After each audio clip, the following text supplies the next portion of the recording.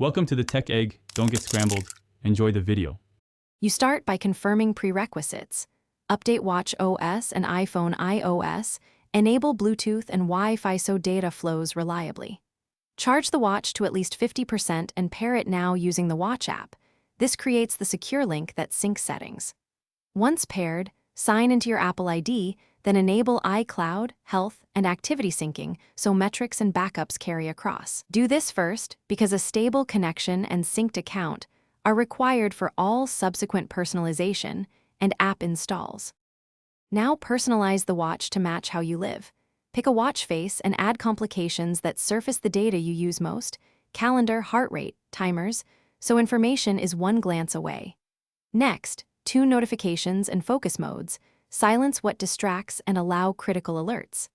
Adjust haptic strength for timely taps. Then optimize performance by enabling background app refresh for essential apps, automatic workout detection if you exercise, and battery saver settings. These choices balance responsiveness with battery life. Finish by enabling advanced features that make the watch indispensable.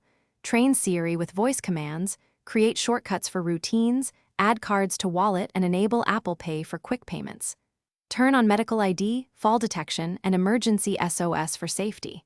If something breaks, apps not syncing, or odd battery drain, restart the watch first. If that fails, unpair and repair to force a fresh sync. Only reset to factory when all else fails, because you'll lose local settings. Re-enable iCloud, restore immediately after. Thanks for watching. Consider subscribing if I helped unscramble your problems.